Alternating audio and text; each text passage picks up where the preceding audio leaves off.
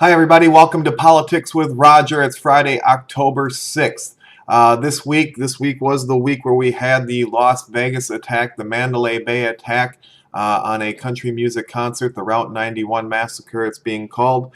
Diving right into the analysis, I know that you all heard the story. Just to review, on Sunday, October 1st, Steve Paddock from the 32nd floor hauled 23 guns. This is the official story, by the way, the narrative that was given Sunday night.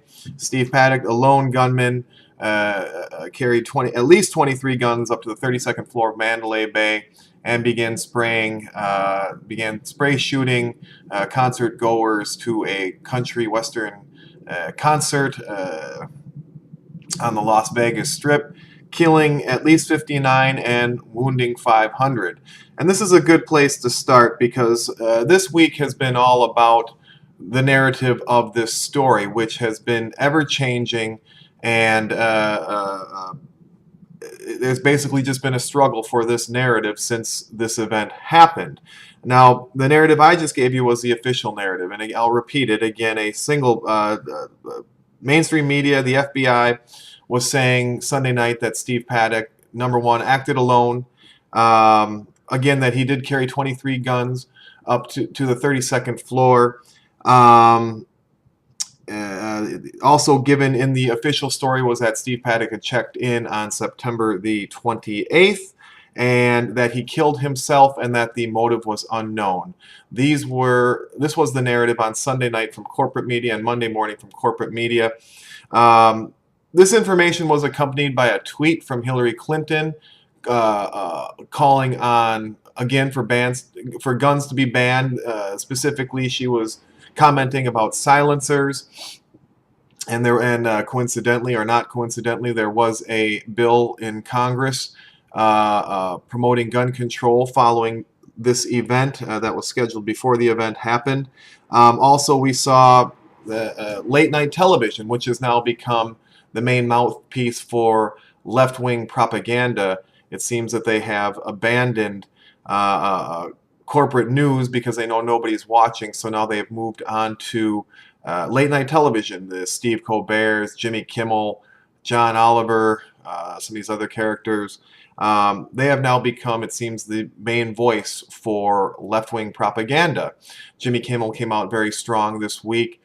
Made a couple statements, always calling for the gun grab, and we see pushback to that too. Actually, a street artist in Los Angeles, Sabo, had a response to him. So you see the information war going on, I guess, and that's the real analysis from this week. When I look at this story, and we'll talk a little bit more about the narrative in a moment, but the big picture this week is the fact that there is no narrative. There is no narrative that everybody is gravitating to. What's happening is everybody is injecting different bits and pieces of information, and this story and this narrative is still being hashed out. And in the past, the FBI would have their narrative. They would feed it to corporate media. Corporate media would report it, and then whatever narrative was reported by corporate media would be believed by the masses. But you see in this instance, that is what happened. The FBI put out the narrative, again, that Paddock, for example, acted alone, had no motive, that the motive was unknown, that these guns were hauled up to the 32nd floor, and that Steve Paddock was the lone shooter. But what happened immediately in the blogosphere and independent media is nobody believed it. And typically you see that happening more and more in recent years as corporate media loses their credibility and their authority and influence and power. There's a huge vacuum to fill the space, basically. People don't know who to trust, who to go to for reliable news. I've insisted for probably the last 2 or 3 years that corporate media is the final stop for information. And let me just explain that quickly. Typically, the way information is being presented to the public these days, it goes like this. An independent news source, maybe a small website, maybe a single journalist, whoever will break a story. And it'll typically not be picked up by corporate mainstream news, and this story will exist in what we call the blogosphere or social media. It basically ends up on the internet in independent media and social media, and then the narrative will get discussed. It'll get bounced back and forth millions and millions of times, be seen by millions and millions of people, and then as a narrative or story gets through the blogosphere, gets through social media, facts and good information is filtered from fake information and bad information, and the real story and the real narrative starts to develop. And it's only at that point where you'll start to see corporate media, particularly if it's a narrative that does not match a corporate media narrative, because I think we all agree on this show, my audience agrees that corporate media does operate with bias. They do have agendas, they do have narratives, and they tend to only promote the stories that support their narratives. And, independent media can be guilty of that too, and that's why everybody is looking at all sorts of different sources now for reliable news. Nobody, I shouldn't say nobody, but people who are actively following media, news hounds like myself, we can't depend on just one source anymore because nobody has that authority or power or influence. There is nobody who is correct all the time. So this is actually the story in my mind for this week. The fact that corporate mainstream media and authorities like the FBI, like the CIA, they have lost their stranglehold on the narrative. In the past, the FBI, corporate media would put out a narrative and people would believe it. In this instance, in this case, for this Las Vegas shooting, people did not believe the narrative, not from day one. As a matter of fact, people are maybe even over cynical now and maybe speculating too much. Maybe I fall into that category. But these are all symptoms of a vacuum of authority when it comes to information and reliable information. And that's what's happening. So let's talk about some of the narratives, the alternative narratives that we're hearing in independent media, and some of the clues that are coming to surface. Now, a lot of this is speculation, so we're going to have to keep our eye on this because just like everybody else, I don't know. I mean, I do know, we all have sources that are good and we can go to them and they're right more often than they're wrong. But even good sources are wrong once in a while. So we're speculating a lot this week, particularly on this story in Las Vegas, and we'll just have to keep our eye on a lot of these details to this story. But just a few contradictions that we're hearing. First of all, and this is just for the speculators out there, many people are having a hard time believing that this individual is able to carry 23 guns up to the Mandalay Bay's 32nd floor. It's not just a hotel, it's a casino hotel. The surveillance is, very, very strict, I guess would be a very, these casino hotels are obviously, everybody knows, are just surveilled from top to bottom. There isn't a square inch of this hotel, or maybe, there are very few areas in this hotel that are not being monitored all the time. The guests are constantly being monitored. So for, the mainstream media narrative was that he checked in on September 28th and this massacre happened on October 1st. And for 3 days, this man went undetected with basically an arsenal of weaponry in a suite. And another part of the story is also that the suite was comped, I guess because this individual, Steve Paddock, one of the pieces of information that have come out about him was he's a high-stakes gambler. And he was known to be a high-stakes gambler, and people in Las Vegas or in the casino industry know that people like Steve Paddock, these high-stakes gamblers, would often get free rooms. And it's understood that the room that Steve Paddock got was also comped, was free. So all sorts of intrigue in that. I mean, there's a lot of, people are having a hard time believing that this event could actually happen, that a man could take this arsenal of weaponry into this type of hotel, into this casino, and remain undetected for that amount of time. What has been verified, and I will verify this on our show from my sources, that Steve Paddock checked in on September the 25th. So this is the first contradiction, and I am saying that this is verified. Steve Paddock was in the Mandalay Bay Hotel as early as September 25th. That is verified. What is also verified, or what I will also verify from my sources, is that he was not alone the entire time. He had guests in his hotel room. These have been verified by, or there have been clues to show this has not been verified by officials. But I am verifying it here today that Stephen Paddock was not alone while he was in the Mandalay Bay. And there's evidence out there to show that. There's a lot of people out there claiming that there was a second shooter or maybe multiple shooters. I can say that this has not been verified. While I would say that this is probably a very plausible theory, I think it's, my thought on this, just my knee-jerk reaction, my pure speculation on this is that there were multiple shooters, but this has not been verified. It's not been verified that there have been multiple shooters, not by any of my sources. However, it has been verified that Steve Paddock was not alone in the Mandalay Bay for the entire time that he was there. So these were just some of the things that we've noticed. Also, a couple of contradictions. My sources have said that Steve Paddock died in a shootout. He did shoot and actually wound a couple of authorities who went to take him out after the shooting began. And I am verifying that Steve Paddock was killed by authorities. He did not shoot himself. My sources are saying that. So there's another contradiction. We'll see how this all plays out, but I'm willing to say today that Steve Paddock did not shoot himself, that he was killed by authorities. That's another thing.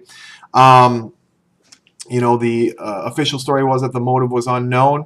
What has also been verified but not analyzed is that there was also a lot of Antifa and ISIS literature found in the hotel suite of Stephen Paddock.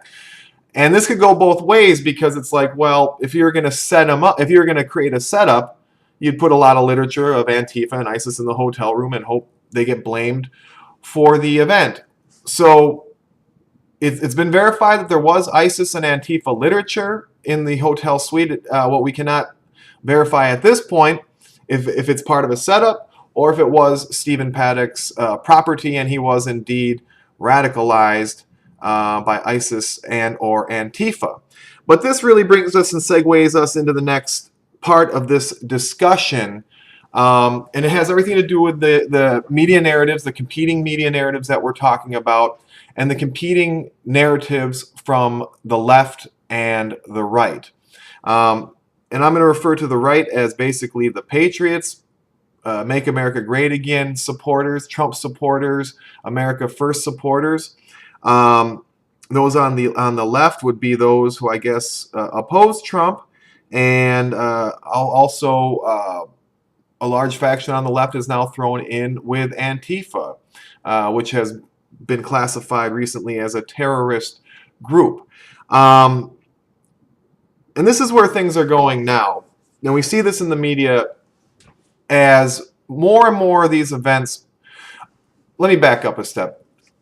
I am suggesting, and I'll report on my show, that the United States is currently experiencing a destabilization program orchestrated by foreign interests and by domestic interests, by people that we would call that are a part of the deep state, or the intelligence community, or the Washington, D.C. bureaucracy, or black operatives, or just off-book operatives within our government.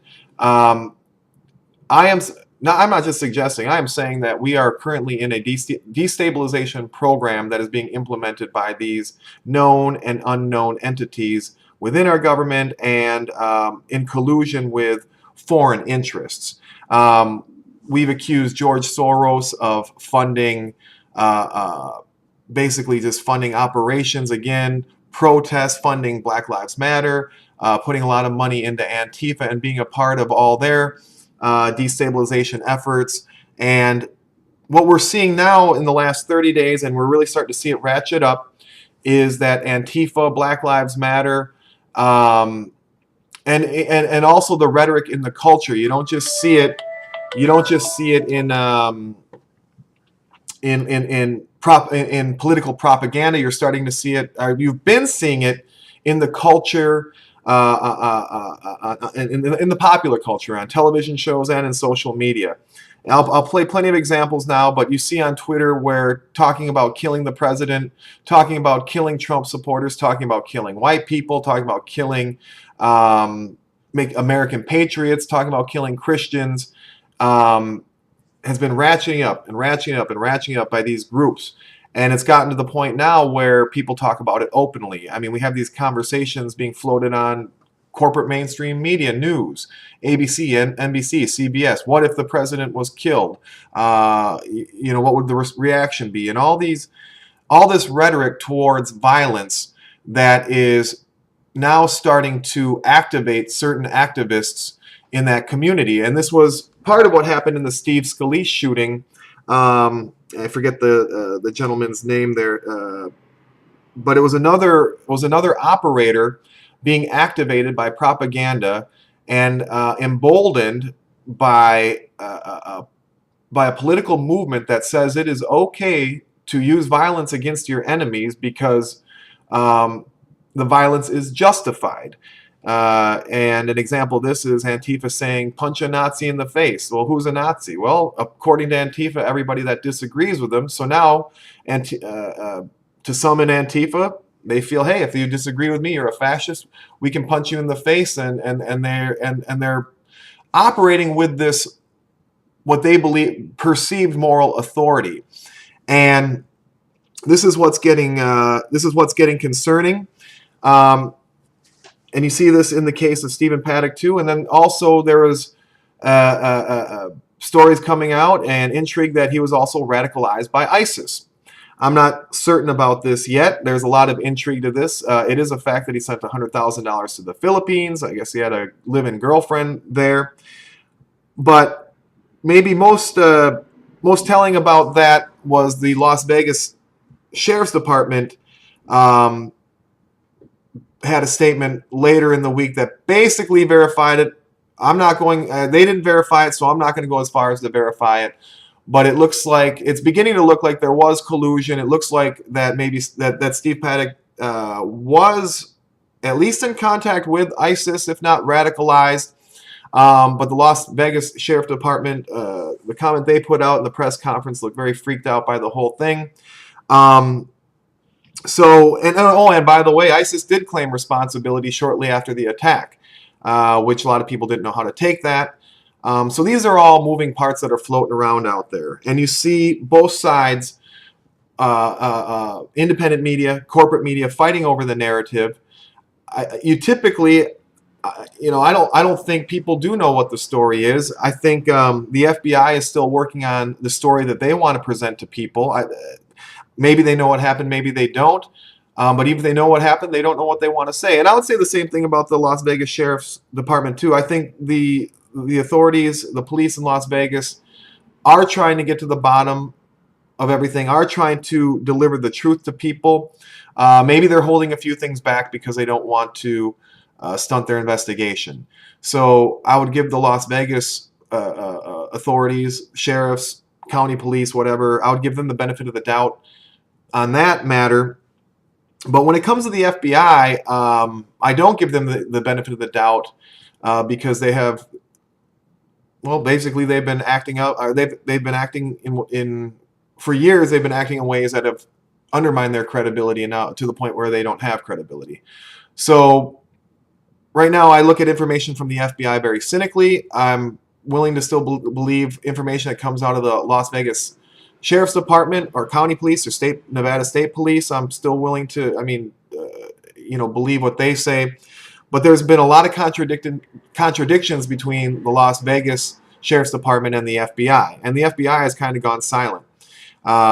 So my feeling is the FBI does... I feel like the FBI probably knows what happened, but doesn't either want to say or doesn't know how to say to the people to cover their story. So I do feel like that the FBI is involved in a cover-up in this story.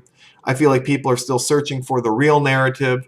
So the real narrative is still an unknown, and people are fighting over this. So this is the Las Vegas Massacre, the Mandalay Bay. Oh, and final point, still no footage from Mandalay Bay on any of this. And there is also intrigue with the owner of the Mandalay Bay, known to be a contributor to CARE, known to be someone who supports radical Islamic groups, someone who's been known to support the Hillary Clinton campaign.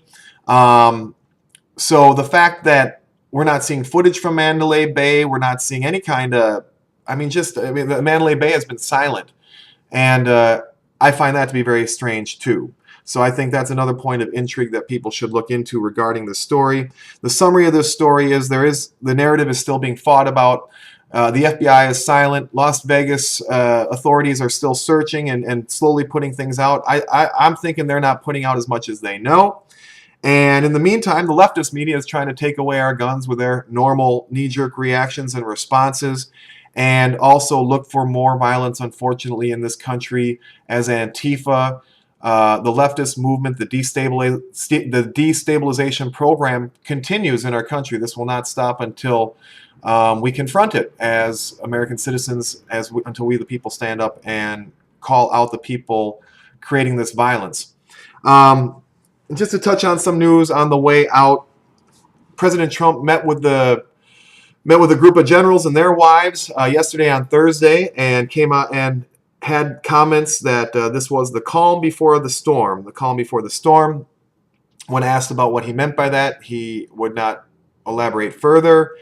I do feel like this battle between the deep state, the intelligence community, the establishment government, pre-Donald Trump, and now the new government with Donald Trump and the Trump movement. It seems that everything is coming to a head.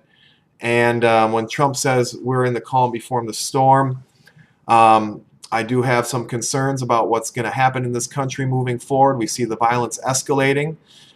I'll tell you, I'm less concerned about losing the country, that we, the people of America, will lose the country. I'm less concerned about that this year than I was last year before the election. I was actually more concerned that we would lose our country, more concerned we'd lose our country last year than this year. But that being said, it looks like there still might be conflict. I was hoping the left would back off when they saw the political changes happening. But it looks like I won't even call them the left, the totalitarians on the left and on the right and within the government, it looks like they're going to continue to keep pushing to get their power back. And this looks like the conflict that's coming. And now they're using more and more operatives to carry out these type of attacks. Very sad. Expect to see more. Things will likely get worse before they get better, unfortunately. Trump met with the generals on Thursday. We didn't even touch Islamic Terror, which should become a regular segment of the show. Last Saturday, there was an attack in Edmonton, Alberta, in Canada. Pedestrians were mowed down. Again, they said it's a lone wolf. Radical Islam was not blamed by the mainstream media. As a matter of fact, Justin Trudeau came out. What were his comments? Said something, I can't remember. Basically, he said maybe white privilege was to blame or something like that. I'll post a couple articles now so we can get the right quote, but just absolutely the wrong response. I don't know what's going on in Canada. I don't know what's going on with Justin Trudeau. Insanity. In Marseille, France, 2 women were killed last Saturday in another attack also by a man screaming Allahu Akbar. Of course, the news is unaware. News does not know if this person was Islamic, but he was screaming Allahu Akbar. So 2 more women killed in Marseille, France. Just, these stories just get to be routine now. 5 years ago, a terror attack would have been news. Today, it's just a blurb. And looking forward into next week, we do know that this Las Vegas story will continue. The narrative will continue to hash out. And I'm looking at what we got coming up. Looks like we have another hurricane, Hurricane Nate, heading towards New Orleans. Hopefully that does not become a story. So anyway, rough week for us. Obviously a event-driven week with Las Vegas. And we're still fighting over the narrative. So just hope everyone stays safe out there. Thank you for tuning in. And we're praying for all the victims, of course, in Las Vegas. And we're just praying for God to bring peace and comfort to our country and for the violence to end. Thank you for tuning in. We'll see you next week.